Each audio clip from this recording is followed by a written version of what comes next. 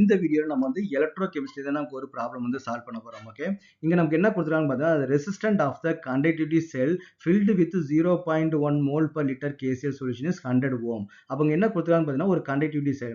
இப்போ ஜென்ரலா வந்து பார்த்தீங்கன்னா கண்டக்டிவிட்டி செல் வந்து பார்த்தீங்கன்னா ஒரு சிலிண்டர் ஷேப்ல வந்து நமக்கு வந்து இருக்கும். ஓகேவா, அது நமக்கு என்ன ஷேப்ல வேணாலும் இருக்கலாம். நம்ம ஜஸ்ட் வந்து பார்த்தீங்கன்னா ஒரு சிலிண்டர் மாதிரி நமக்கு வந்து இமேஜின் பண்ணிப்போம். இங்க என்ன பண்ணுவாங்க பார்த்தீங்கன்னா இங்க வந்து ஒரு ஆனோடு இல்லைன்னா ஒரு கேத்தோடு வந்து இங்க வந்து வச்சிருப்பாங்க. ஒரு சைடு வந்து ஒரு ஆனோடு, இந்த சைடு வந்து நமக்கு வந்து ஒரு கேத்தோடு வந்து நமக்கு வந்து வச்சிருப்பாங்க. ஓகேவா, ஸோ ஒன்று வந்து பாசிட்டிவ் டெர்மினல், ஒன்று நெகட்டிவ் டெர்மினல். இதில் என்ன பண்ணியிருக்காங்கன்னா ஒரு சொல்யூஷன் வந்து நமக்கு வந்து ஃபில் பண்ணியிருக்காங்க. அந்த சொல்யூஷன் வந்து என்னன்னு பார்த்தீங்கன்னா 0.1 mole KCl solution. 0.1 mole KCl solution வச்சிருக்காங்க. அதோட ரெசிஸ்டன்ட் வந்து நமக்கு வந்து எவ்வளோ இருக்குது, 100 ஓம் வந்து நமக்கு வந்து இருக்குது. Okay, is it correct? அப்போ நெக்ஸ்ட் என்ன சொல்லியிருக்காங்க, if the resistant of the same cell, இதே செல்ல நமக்கு என்ன பண்றாங்க, இந்த சொல்யூஷன் எடுத்துட்டு வேற சொல்யூஷன் வந்து ஃபில் பண்றாங்க. அது என்ன சொல்யூஷன் வந்து ஃபில் பண்றாங்க, 0.02 மோல் கேசிஎல் சொல்யூஷன். சப்ஸ்டன்ஸ் வந்து நமக்கு வந்து சேம் தான், பட் ஆனால் கான்சன்ட்ரேஷன் நமக்கு வந்து டிஃப்ரெண்டா வந்து இருக்குது. இதோட ரெசிஸ்டன்ட் நமக்கு எவ்வளவு கொடுத்துருக்காங்க, resistant which is equal to 520 ohm வந்து நமக்கு வந்து கொடுத்துருக்காங்க. Is it correct? அப்போ நெக்ஸ்ட் என்ன கொடுத்தாங்கன்னா calculate the conductivity and molar conductivity of the solution. அப்போ இந்த சொல்யூஷனுக்கு நமக்கு வந்து கண்டக்டிவிட்டி வந்து கேட்டுக்கிறாங்க. கண்டக்டிவிட்டி நம்ம என்ன பண்ணுவோம், கப்பா ஸ்மால் கே வந்து நம்ம ரெப்ரசென்ட் பண்ணுவோம். ஓகே, அப்போ நமக்கு வந்து கண்டக்டிவிட்டி வந்து நமக்கு வந்து என்ன அப்படின்னு வந்து கேட்டுக்கிறாங்க. நெக்ஸ்ட் வந்து பார்த்தீங்கன்னா மோலார் கண்டக்டிவிட்டி வந்து நமக்கு வந்து என்னன்னு வந்து நமக்கு வந்து கேட்டுக்கிறாங்க. ஓகே, நெக்ஸ்ட் என்ன பண்ணியிருக்காங்க, அந்த conductivity of the 0.1 mole per litre. அப்போ 0.1 மோல் per லிட்டர்னா இந்த சொல்யூஷன். இந்த சொல்யூஷனுக்கான கண்டக்டிவிட்டி வந்து நமக்கு வந்து கப்பா வந்து நமக்கு எவ்வளோ கொடுத்துருக்காங்க பார்த்தீங்கன்னா 1.29 சீமன் per மீட்டர் வந்து நமக்கு வந்து கொடுத்துருக்காங்க. சரி கரெக்ட்? அப்போ நமக்கு என்ன பண்ணாங்க, இது கண்டக்டிவிட்டின்னு கொடுத்துருக்காங்க, மோலார் கண்டக்டிவிட்டின்னு கொடுத்துருக்காங்க. அப்போ நமக்கு என்ன ரெண்டுக்கு என்ன ரிலேஷன், கண்டக்டிவிட்டிக்கும் மோலார் கண்டக்டிவிட்டி நமக்கு என்ன டிஃப்ரெண்ட் அப்படின்னு வந்து பார்த்தீங்கன்னா, இப்போ கண்டக்டிவிட்டின்றது வந்து பார்த்தீங்கன்னா எனி சொல்யூஷன். ஓகேவா, இப்போ நீங்கள் வந்து ஒரு பீக்கர் வந்து எடுத்துக்கிறீங்க. ஒரு பீக்கர் வந்து பார்த்தீங்கன்னா ஒரு சம் அமௌண்ட் ஆஃப் வந்து சொல்யூஷன் வந்து இருக்குது. அது என்ன சொல்யூஷனாகவும் இருக்கலாம். இப்போ நம்ம வந்து கேசிஎல் சொல்யூஷன் தான் நம்ம எடுத்துருக்கிறோம். கேசிஎல் சொல்யூஷன் எடுத்துட்டு ஏதோ கொஞ்சம் சம் அமௌண்ட் ஆஃப் கேசிஎல் உள்ள போட்டு டிசால்வ் பண்ணிட்டு நீங்கள் வந்து மெஷர் பண்ணீங்கன்னா அதுக்கு பேர் நம்ம என்ன சொல்லுவாங்க பார்த்தீங்கன்னா கண்டக்டிவிட்டி வந்து நம்ம வந்து சொல்லுவாங்க. ஓகேவா, ஒரு லிட்டர் சொல்யூஷன் வந்து எடுத்துருக்கீங்க. அதில் ஏதோ ஒரு சப்ஸ்டன்ஸ் வந்து இருக்கலாம். அந்த சப்ஸ்டன்ஸ் வந்து 0.1 இருக்கலாம், 0.2 இருக்கலாம், 0.3 இருக்கலாம். ஏதோ ஒரு கான்சன்ட்ரேஷன் வந்து இருந்துச்சு அப்படின்னு வந்து பார்த்தீங்கன்னா அதுக்கு பேர் நம்ம கண்டக்டிவிட்டி அப்படின்னு சொல்லுவாங்க. மோலார் கண்டக்டிவிட்டின்றது என்னன்னு பார்த்தீங்கன்னா அங்கே கண்டிப்பாக வந்து பார்த்தீங்கன்னா 1 மோல் சப்ஸ்டன்ஸ் வந்து இருந்தே ஆகணும். அப்போ கேசிஎல் நமக்கு என்ன இருக்கணும், கண்டிப்பாக இங்கே 1 மோல் சப்ஸ்டன்ஸ் இருந்துச்சுன்னா அதுக்கு பேர் நம்ம என்ன சொல்லணும்னா மோலார் கண்டக்டிவிட்டின்னு சொல்லுவாங்க. அப்போ கண்டக்டிவிட்டின்றது டிஃபரன்ஸ், எனி கான்சன்ட்ரேஷன், எந்த கான்சன்ட்ரேஷனை மெஷர் பண்ணலாம். மோலார் கண்டக்டிவிட்டின்றது அதில் கண்டிப்பாக ஒரு மோல் சப்ஸ்டன்ஸ் வந்து இருந்துகிட்டே இருக்கணும். அது வந்து பார்த்தீங்கன்னா மோலார் சொல்யூஷனாக வந்து இருக்கணும். அதுக்கு பார்த்தா மோலார் கண்டக்டிவிட்டின்னு சொல்லுவாங்க. ரெண்டுமே நமக்கு வந்து டிஃப்ரெண்ட். ஓகேவா, இதில் மெயின் டிஃபரன்ஸ் என்ன அப்படின்னு வந்து பார்த்தீங்கன்னா, இப்போ நீங்கள் இதுக்கு வந்து கண்டக்டிவிட்டி வந்து நீங்கள் கண்டுபிடிக்கிறீங்க. இப்போ நீங்கள் வந்து தண்ணி வந்து உள்ளே ஆட் பண்ணுறீங்க. அப்போ வாட்டர் ஆட் பண்ணும்போது அதை கண்டக்டிவிட்டி என்னாகும், நமக்கு வந்து குறையும். ஏன்னா ஒரு லிக்விடாக ஒரு எலக்ட்ரோலைட்டை பொறுத்த வரைக்கும் கரண்ட் வந்து எதை பொறுத்து பாஸ் ஆகும், அங்கே இருக்கக்கூடிய பாசிட்டிவ் அண்ட் நெகட்டிவ் அயனை பொறுத்தா வந்து இருக்கும். அப்போ நீங்கள் வந்து டைல்யூட் பண்ணீங்க அப்படின்னா அந்த பாசிட்டிவ் நெகட்டிவ் அயனுக்கான டிஸ்டன்ஸ் அதிகமாகிடும். நமக்கு வந்து கண்டக்டிவிட்டி நமக்கு நடுங்க வந்து டிக்ரீஸ் ஆகும். அப்போ இங்கே டைல்யூட் பண்ண நமக்கு என்ன கண்டக்டிவிட்டி நமக்கு வந்து இன்க்ரீஸ் ஆகும். இதை நீங்கள் டைல்யூட் பண்ணீங்க அப்படின்னா அப்போ டைல்யூட் பண்ணால் அது என்ன ஆகிடும், கான்சன்ட்ரேஷன் நமக்கு வந்து குறைஞ்சிரும். இப்போ ஒரு லிட்டர் சொல்யூஷன் வந்து இருக்குது. நீங்கள் இன்னொரு லிட்டர் ஊற்றுனீங்க அப்படின்னு வந்து பார்த்தீங்கன்னா அது வந்து 0.5 மோல் ஆகிடும். ஒரு மோல்ன்றது 0.5 மோலா வந்து மாறிடும். அப்போ என்ன வேல்யூ வருதோ அதை நீங்கள் கண்டிப்பாக நீங்கள் 2ஆல் வந்து நீங்கள் வந்து மல்டிப்ளை பண்ணணும். அப்போ மல்டிப்ளை பண்ணும்போது நமக்கு என்ன ஆகும், அப்போ தான் நமக்கு வந்து ஒரு மோலுக்கு வந்து நமக்கு வந்து கிடைக்கும் இல்லையா. அப்போ நமக்கு வந்து எவ்வளோ தூரத்துக்கு நமக்கு டிகிரிஸ் ஆகுதோ அதை அங்கே மல்டிப்ளை பண்ணும்போது அது நமக்கு வந்து பேலன்ஸ் ஆகிடும். அது போக நீங்கள் எக்ஸஸாக வாட்டர் ஆட் பண்ண வாட்டர் வந்து ஒரு வால்யூமை கிரியேட் பண்ணும். வாட்டரும் H+ அண்ட் OH- அயன் வந்து ப்ரொடியூஸ் பண்ணும். அப்போ கண்டக்டிவிட்டி நமக்கு வந்து இன்க்ரீஸ் ஆகும். அப்போ மோலார் கண்டக்டிவிட்டி நமக்கு என்ன ஆகுது, டைல்யூட் பண்ண அது வந்து வேல்யூ இன்க்ரீஸ் ஆகிட்டே போகும். கண்டக்டிவிட்டின்றது என்னது, டைல்யூட் பண்ண நமக்கு வேல்யூ வந்து டிக்ரீஸ் ஆகிட்டே போகும். ஓகே, இந்த ரெண்டுமே நமக்கு வந்து டிஃப்ரெண்ட். கண்டக்டிவிட்டின்றது டிஃப்ரெண்ட், மோலார் கண்டக்டிவிட்டின்றது நமக்கு வந்து டிஃப்ரெண்ட். ஓகேவா, இப்போ நமக்கு வந்து கான்செப்ட்டுக்கு வந்து வருவோம்.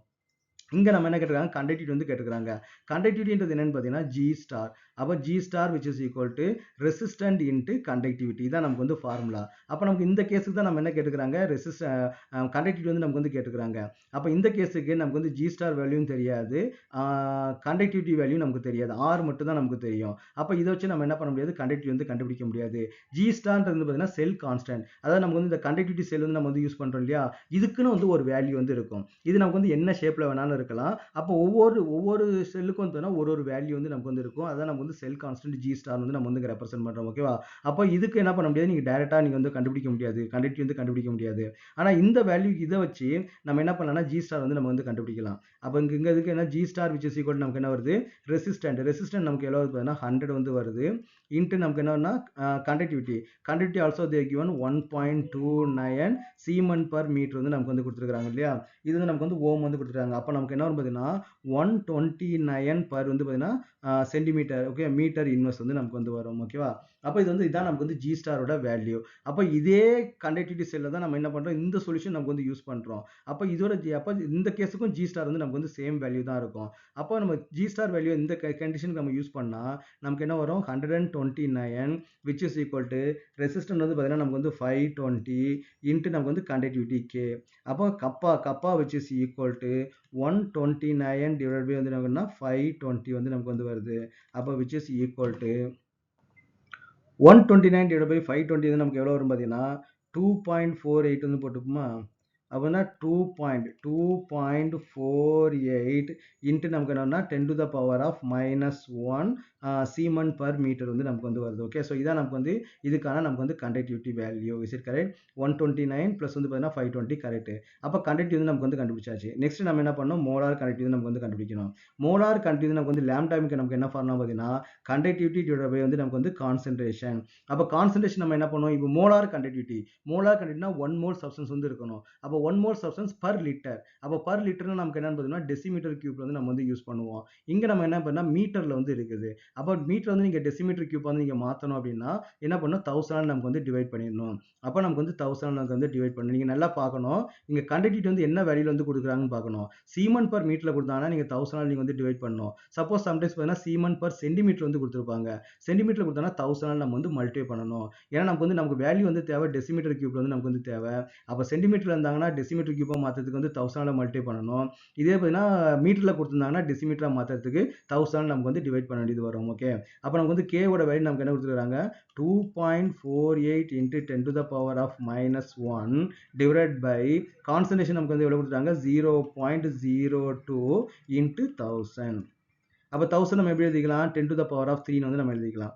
அப்போ 10 to the power of 3 is it correct? அப்போ நமக்கு என்ன வருது, 2.48 0.02 நமக்கு வந்து டிவைட் பண்ணும்போது 2.48 divide by 0.02 which is equal to 124 வந்து வருது. 124 இது 10 to the power of 3 வந்து மேலே போகும்போது 10 to the power of -4 வந்து மாறிடும். அப்போ 10 to the power of -4 siemens per metre வந்து நமக்கு வந்து வரும். ஓகேவா? அப்போ இதோட வந்து மோலார் கண்டக்டிவிட்டி நமக்கு என்னன்னு பார்த்தீங்கன்னா 124 into 10 to the power of -4 siemens per metre. So இதான் நமக்கு வந்து ஃபைனல் ஆன்சர். இது வந்து பார்த்தீங்கன்னா ஒரு எலக்ட்ரோலைட்டுக்கான நமக்கு வந்து கண்டக்டிவிட்டி வந்து மெஷர் பண்ணுறதுக்கான ஒரு ஃபார்முலா. இது உங்கள் டெக்ஸ்ட் புக்கில் பார்த்தீங்கன்னா ரொம்ப அப்படியே கன்ஃபியூஸ்டாக ஒரு மாதிரி கொடுத்துருப்பாங்க. ஈவன் தோ ஃபர்ஸ்ட் டைம் வந்து நான் கேட்கும்போது கூட உங்களுக்கு வந்து ரொம்ப கன்ஃபியூஸ்டாக தான் இருக்கும். பட் இந்த ப்ராப்ளம் வந்து நமக்கு வந்து ரொம்ப ஒரு சிம்பிளான ப்ராப்ளம். இது வந்து பார்த்தீங்கன்னா 2 சொல்யூஷனுக்கான ஒரு கண்டிஷன் வந்து கொடுத்துருக்காங்க. 2வது சொல்யூஷனுக்கான கண்டக்டிவிட்டியும் மோலார் கண்டக்டிவிட்டியும் கேட்டுருக்காங்க. அப்போ கண்டக்டிவிட்டி கண்டுபிடிக்க நமக்கு என்ன formula, G star which is equal to resistance into conductivity. Molar கண்டக்டிவிட்டிக்கு கண்டக்டிவிட்டி டிவைடட் பை கான்சன்ட்ரேஷன். அப்போ நம்ம சில டைம்ல வந்து பார்த்தீங்கன்னா நியூமரேட்டர்ல 1000 போட்டிருப்பாங்க, சில டைம் பார்த்தீங்கன்னா டினாமினேட்டர் வந்து 1000 போட்டிருப்பாங்க. அது டிபெண்ட்ஸ் ஆன் வந்து பார்த்தீங்கன்னா இந்த யூனிட், கண்டக்டிவிட்டியோட யூனிட். இது சீமன் பர் மீட்டரா இருந்துச்சுன்னா நீங்க வந்து டினாமினேட்டர் வந்து 1000 வந்து போடணும். சீமன் பர் சென்டிமீட்டர் இருந்துச்சுன்னா நியூமரேட்டர் வந்து நம்ம வந்து 1000 வந்து மல்டிப்ளை பண்ணணும். அவ்வளவுதான். இதை மட்டும் நீங்க தெரிஞ்சிட்டீங்கன்னா நீங்க ஈஸியா இந்த ப்ராப்ளத்தை வந்து நீங்க சால்வ் பண்ணிடலாம்.